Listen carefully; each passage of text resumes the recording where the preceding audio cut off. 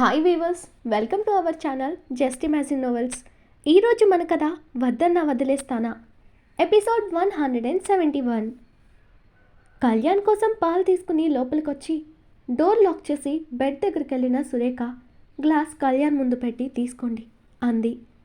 అప్పటిదాకా ఆమెనే స్టేర్ చేస్తున్న అతని చూపులు గుచ్చుతుంటే, ఎందుకు అలా చూస్తున్నారు అంది చిన్నగా రేఖ. నా భార్య అందాన్ని చూడడం కూడా తప్పేనా, ఇలారా అని ఆమెని పక్కన కూర్చోబెట్టుకుని ఆ పాల గ్లాస్ ఆమె నోటి దగ్గర పెట్టి తాగు అన్నాడు కళ్యాణ్. అయ్యో, అవి మీకండి, నాకు అలవాట్లేదు అంది సురేఖ. అలవాటు చేసుకో, నువ్వు రోజు 3 సార్లైనా పాలు తాగాలి, లేదంటే ఎప్పటికీ క్యూర్ అయ్యి ఆరోగ్యంగా ఉంటావు చెప్పు. డాక్టర్లు ఏం చెప్పారు? నువ్వు చాలా వీక్గా ఉన్నావు, విటమిన్ ఐరన్ డెఫిషియన్సీ ఉందని చెప్పారా లేదా? పాలల్లో కాల్షియం ఉంటుంది, తినటానికి సతాయిస్తావు, తాగటానికి అంతే. పనేమైనా తక్కువ చేస్తావా అంటే అది లేదు. ఎంతమంది ఉన్నా పని చేయడానికి రెడీ అయిపోతావు అని ప్రేమగా కసిరి బలవంతంగా సగం పాలు తాగించాడు కళ్యాణ్. భర్త ప్రేమకి మురుసుకుంటూ అతని చేతుల్లో ఇమిడిపోయింది సురేఖ.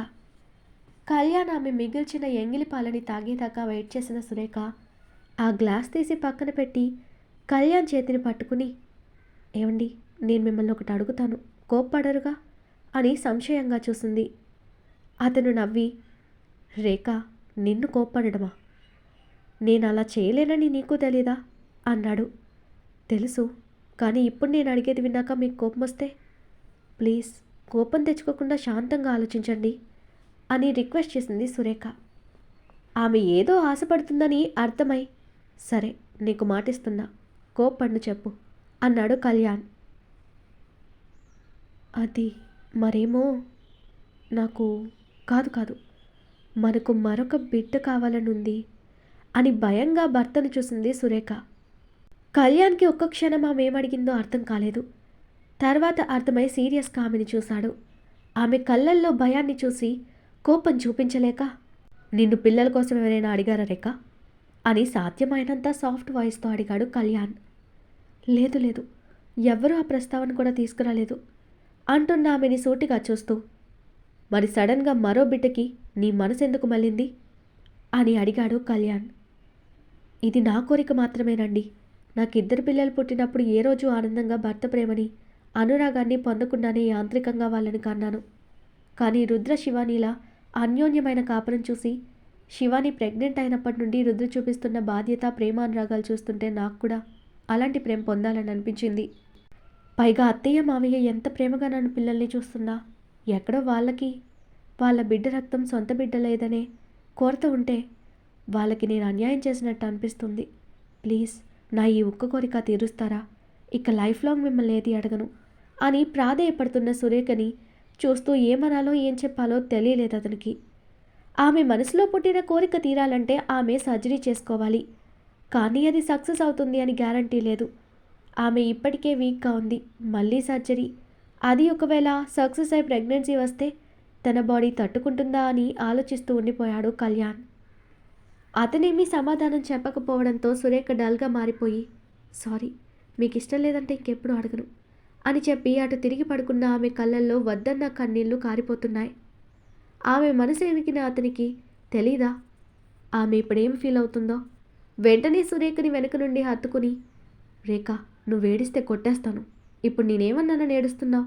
నువ్వు ప్రేమగా మన ప్రేమ గుర్తు మరో బిడ్డగా ఇస్తానంటే నేను కాదంటానా? కాకపోతే నీ హెల్త్ దృష్టిలో పెట్టుకుని ఆలోచిస్తున్నాను. ప్లీజ్ ఏడవకమ్మా అంటూ ఆమెను ఇటు తిప్పుకుని తన కన్నీళ్లు తుడిచి, మనం సిటీకి వెళ్ళిన తర్వాత డాక్టర్ని కన్సల్ట్ అవుదాం, ఆమె చెప్పేదాన్ని బట్టి ఆలోచిద్దాం. అప్పటిదాకా ఆశలు పెట్టుకోకు, ఎందుకంటే డాక్టర్ కుదరదంటే ఆశపడి అది నెరవేరకపోతే బాధపడాలి. ప్రెగ్నెంట్ అయితేనే నీ మీద ప్రేమ చూపించాలా? ఇప్పుడు నేను ప్రేమగా చూడడం లేదా నిన్ను అని లాలనగా అడిగాడు కళ్యాణ్. నా ఉద్దేశం అది కాదు అంటూ ఆమె ఏదో చెప్పబోతే ఆమె నోటి మీద వేలు పెట్టి ఆపేసి, నాకు అర్థమైంది, నువ్వు కోరింది తీర్చడం భర్తగా నా ధర్మం, ఇది కూడా నెరవేరాలని నాకు ఉంది. కానీ నీ హెల్త్కి రిస్క్ అంటే మాత్రం ఎప్పటికీ మన మధ్యన ఆ ప్రస్తావన రాకూడదు, ముందే చెప్తున్నా అని కళ్యాణ్ హెచ్చరించాడు. ఎగ్జైట్ అయిన ఆమె, నిజంగా మీరు ఒప్పుకుంటున్నారా? లేదు, డాక్టర్లు వద్దంటే నేను మిమ్మల్ని అస్సలు ఫోర్స్ చేయను, ప్రామిస్ అండి అంది సురేఖ నవ్వుతూ. పిచ్చి అంటూ ఆమె నుదుటిన ముద్దు పెట్టి గట్టిగా హక్ చేసుకున్న కళ్యాణ్, లైట్ ఆఫ్ చేసి ఆమె అదరాలని అందుకుని తన ప్రేమని చూపించడం మొదలుపెట్టాడు.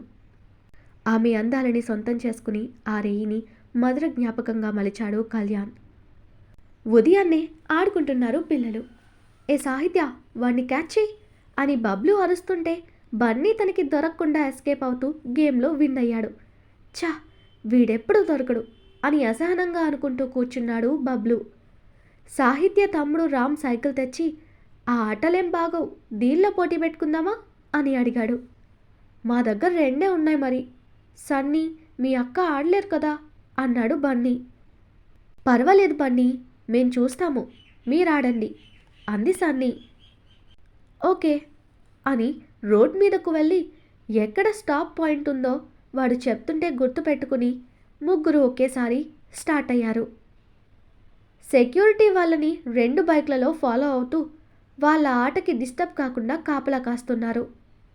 వాళ్ళు బయటకు వెళ్ళొద్దని పిల్లల్ని ఆపితే బన్నీ ఖచ్చితంగా గొడవ చేస్తాడని రుద్ర ముందుగానే వాళ్ళకి చెప్పాడు. వాళ్ళని ఫ్రీగా వదలండి, అలాగే మీరు వాళ్ళకి కాపలా కాయండి అని. బన్నీ కంటే రామ్ ఫాస్ట్గా సైకిల్లో వెళ్తున్నాడు. సెకండ్ బన్నీ, లాస్ట్లో బబ్లు. తిరిగి వచ్చే టైంకి బన్నీ స్పీడ్ అందుకుని ఫస్ట్ వచ్చేశాడు. అదేంటి రామ్, నువ్వు కదా ఫస్ట్ రావాల్సింది అని అడిగాడు అలెక్స్ వాళ్ళని ఫాలో అవుతూ. అది విన్న Kalyan, no Alex, Bunny technical mind use చేశాడు. ఫస్ట్లో రామ్ ఫాస్ట్గా సైకిల్ తొక్కడంతో తిరిగి వచ్చేటప్పటికి వాడి ఎనర్జీ తగ్గి వెనకబడ్డాడు. బన్నీ ఫస్ట్లో కాస్త స్లోగా తొక్కి లాస్ట్కి వచ్చేసరికి తన ఎనర్జీ అంతా యూజ్ చేసి గెలిచాడు అని తన అనాలిసిస్ చెప్పాడు కళ్యాణ్. బబ్లు కాస్త లావు కాబట్టి వాడు త్వరగా అలసిపోయాడు పాపం. హేయ్, మా బన్నీనే గెలిచాడు అని చప్పట్లు కొడుతూ ఎగురుతున్న సన్నీని అలెక్స్ ఎత్తుకుని, బన్నీ గెలిస్తే నీకెందుకు బంగారం అంత హ్యాపీ అని అడిగాడు. నా బన్నీ కదా అంకుల్ అంటూ నవ్విందా పాప. అలెక్స్ నవ్వి వాళ్ళని జాగ్రత్తగా లోపలికి పంపించి బయట నిలబడ్డాడు. చెమటలతో వస్తున్న కొడుకుని చూసి, ఏం కనకార్యం చేసి వస్తున్నారు సార్ గారు అని వెటకారంగా అడిగాడు రుద్ర బన్నీని. మావయ్య, బన్నీ సైకిల్ రేస్లో ఫస్ట్ వచ్చాడు తెలుసా అంటూ బన్నీ వెనక్కి వచ్చిన సన్నీ చెప్తుంటే, అవునా, నా బన్నీ బంగారం అని వాడిని ముద్దు చేసింది శివాని. మిమ్మల్ని బయటకు వెళ్ళొద్దన్నాను కదరా, ఎందుకు వెళ్ళారు అని సీరియస్గా అడిగాడు రుద్ర అలెక్స్కి ఫోన్ చేస్తూ. మా వెనుక అలెక్స్ అంకుల్ వాళ్ళ టీం బైక్స్లో ఫాలో చేశారు, మేమేమి ఎలా పడితే అలా పోలేదు డాడీ అని గీరగా చెప్పాడు. వాడు కూడా తగ్గేదేలే అన్నట్టు బన్నీ. వాడు ఫస్ట్ వచ్చాడని అప్రిషియేట్ చేయడం మాని తిడతావేంటి నువ్వు అని గయ్యమంది శివాని. నువ్వు ముయ్, వాడినన్నిటికీ వెనకేసుకురాకు అని శివానీని కసిరి అలెక్స్ ఫోన్ తీయగానే, అంతా ఓకే కదా, ఇప్పుడు వాడిక్కడే ఉన్నాడని తెలిసి పిల్లల్ని బయటికి ఎందుకు తీసుకెళ్ళావు అలెక్స్ అని గంభీరంగా అడుగుతూ బయటకు నడిచాడు రుద్ర. డాడీ ఏదో డిస్టర్బ్ మూడ్లో ఉన్నాడు బేబీ, నువ్వు ఫీల్ అవ్వకు, రేస్లో ఫస్ట్ వచ్చినందుకు మనం ఊరికి వెళ్ళగానే నీ గిఫ్ట్ కొనిస్తాను సరేనా అని వాడిని ముందు చేసి సన్నీని కూర్చోమని వాడికి స్నానం చేయించి రెడీ చేసింది మరోసారి శివాని. తర్వాత ఇద్దరిని తీసుకుని హాల్లోకి వచ్చి అందరితో మాటల్లో పడింది శివాని. పిల్లలంతా టీవీ చూడటం మొదలుపెట్టారు. రుద్ర అడిగిన క్వశ్చన్స్కి అలెక్స్ నవ్వి, బన్నీ సార్ గురించి తెలిసే అడుగుతున్నారు సార్, మేము వద్దంటే ఆయన కోపం వస్తుంది, ఇక మా వెపన్స్ మాయమైపోతాయి అని నవ్వాడు అలెక్స్. వాడికి మీరు కూడా బాగా అలసిచ్చారు అలెక్స్, వాడిని కాస్త భయం పెట్టి మాట వినేలా చూడండి, నాకు భయపడ్డట్టు వాడికి కూడా మీరు భయపడితే ఎలా అని సీరియస్గా అడిగాడు రుద్ర. అలెక్స్ ఎదురుగా నిలబడి ఫోన్ కట్ చేస్తూ, ఊరుకోండి సార్, లయన్ పక్కన ఉన్న లయన్ కబ్ని భయపడమంటే భయపడుతుందా, బన్నీ సార్ చాలా షార్ప్, మీరు భయపడాల్సిన పని లేదు, ఒకవేళ ఎవరైనా తనని టార్గెట్ చేస్తే ఎస్కేప్ అవ్వడం నేర్పించాను సార్ అన్నాడు అలెక్స్ రుద్రతో. నీకు వాడి మీద చాలా హోప్స్ ఉన్నాయి అలెక్స్, వాడికి అంత హైప్ ఇవ్వకు, వాడు చిన్నపిల్లాడు, వాళ్ళ అమ్మ తాతయ్య అండ చూసుకుని ఎగురుతాడు, కానీ ఎవరైనా అటాక్ చేస్తే ఎదిరించేంత శక్తి వాడికి లేదు అలెక్స్, అది గుర్తుపెట్టుకో అన్నాడు రుద్ర. పైకి అలా అంటున్నాడు కానీ తన కొడుకు గురించి అలెక్స్ మాటల్లో వాడు గొప్పతనం విని తండ్రిగా గర్వపడ్డాడు, కానీ పైకి కనపడనివ్వలేదు రుద్ర. ఓకే సార్, ఆ బసవ యాక్టివిటీస్ మీద నైట్ నుండి మన వాళ్ళు ఫోకస్ చేశారు, బట్ బ్యాడ్ లక్, వాడు నైట్ కూడా ఒక అమ్మాయిని అని చెప్పలేక ఆపేశాడు అలెక్స్. వాడికున్న ఆ అలవాటే వాడి మెడకి యమపాసంలా చుట్టుకుంది.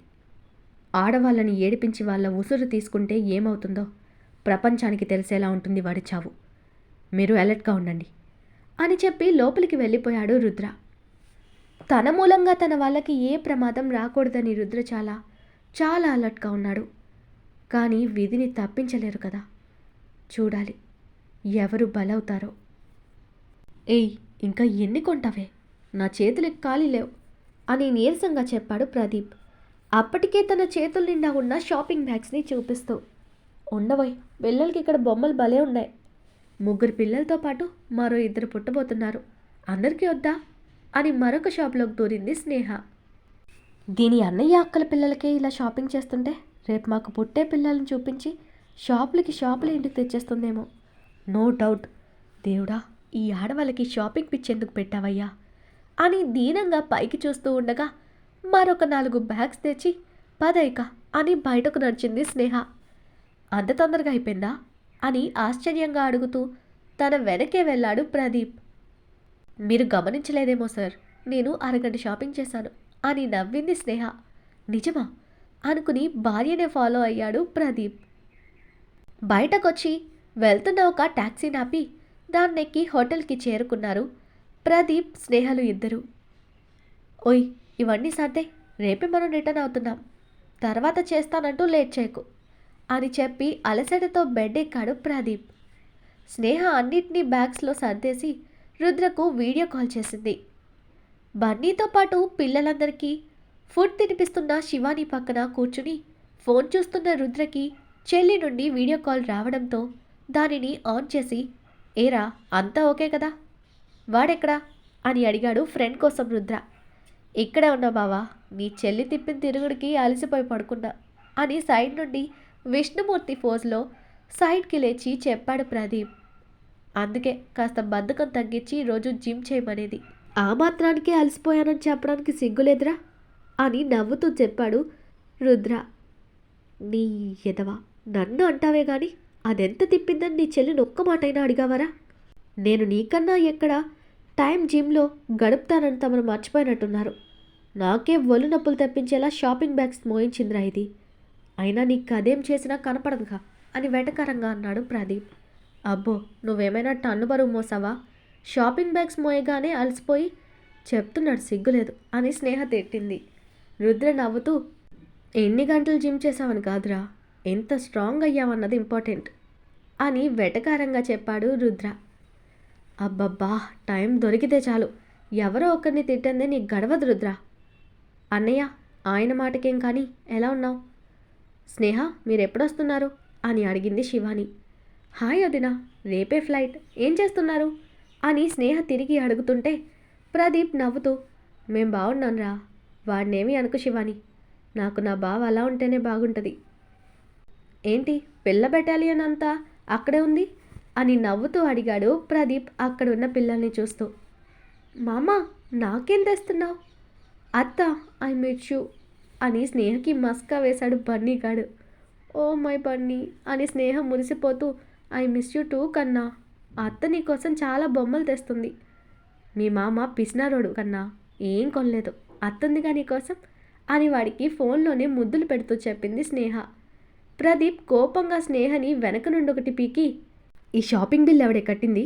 నా కార్డ్ మొత్తం గీకేసి నేను కొనివ్వలేదని అబద్ధాలు చెప్తున్నావా అని చిరుకోపంగా అంటూ, రే బన్నీ, నీ అత్తకు మాత్రం మిస్ యూ అని చెప్పి నన్ను మాత్రం ఏం తెస్తున్నావు మామా అని అడుగుతావా? నువ్వు కూడా మీ డాడీలాగే, మీకు నీ అత్త తప్ప మామ కనపడరా. నీకు మీ అత్త కొన్న టాయ్స్ బిల్ నాదే, సో అవన్నీ నేనే నీకు కొనిపెట్టానన్నమాట అని ఉడుక్కుంటూ చెప్పాడు ప్రదీప్. రే, ఏంట్రా నా ముందే నా చెల్లి మీద మ్యాన్ హ్యాండ్లింగ్ చేస్తున్నావు, చేతులు దురదగా ఉన్నాయా అని సీరియస్నెస్ నటించాడు రుద్ర. పోరా, భయపడాలా ఇప్పుడు? నువ్వేదైనా చేయడానికి నీకు చాలా దూరంలో ఉన్నాను నేను అని ఫోర్స్ కొట్టాడు ప్రదీప్. కన్నింగా చూస్తున్న రుద్ర వెనక ఉన్న స్నేహకు సైగ చేయగానే తాను అతని వైపు తిరిగి జుట్టు పీకి వీపు మీద 2 గుద్దులు గుద్దింది.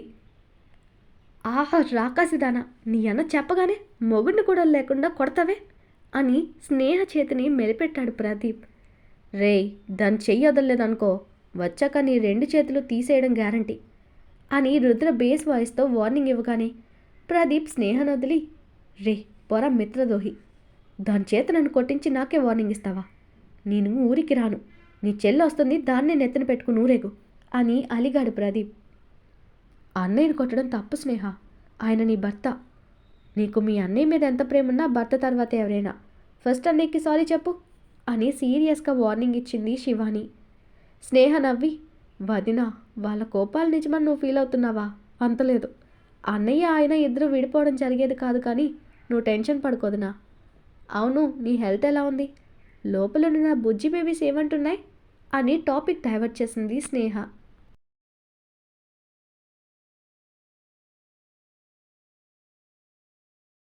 ఈరోజు మన కథ ఇక్కడితో కంప్లీట్ అయింది.